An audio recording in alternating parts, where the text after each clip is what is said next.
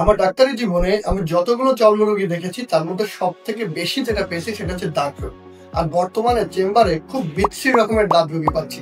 কারণ তারা বিভিন্ন জায়গা থেকে বিভিন্ন স্টেরয়েড জাতীয় ক্রিম ব্যবহার করে অবস্থা খুবই খারাপ করে নিয়ে আসতেছে। তবে এই দাঁত রোগে আমি আমার চেম্বারের পেশেন্টদেরকে মাত্র ৩টা পরামর্শ দিয়ে খুব ভালো রেজাল্ট পেয়েছি। আমি আমার পেশেন্টদেরকে বলে থাকি, প্রথমত স্টেরয়েড জাতীয় ওষুধ ব্যবহারে একদম বন্ধ করে দিতে হবে।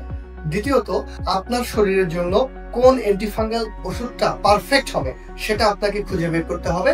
আপনার ওজন অনুযায়ী কয়টি করে ওষুধ প্রতিদিন খেতে হবে এবং কতদিন পর্যন্ত চিকিৎসা নিতে হবে এটা অনেকেই জানেন না, এই ব্যাপারটাও জানতে হবে। তৃতীয়ত যদি বলি, আমরা পরিবারে অন্য কারোর যদি এই দাঁত রোগ থেকে থাকে তাহলে তারও চিকিৎসা করতে হবে। তবে দাঁত রোগের চিকিৎসার ক্ষেত্রে গর্ভবতী মা, শিশু এবং দুগ্ধপোষ্য শিশু আছে এমন মায়েদের ক্ষেত্রে ওষুধ নির্বাচনের ক্ষেত্রে বিশেষ সতর্কতা অবলম্বন করতে হবে। তাই সঠিক তথ্যটা জানুন, সঠিক চিকিৎসা গ্রহণ করুন, সুস্থ থাকুন।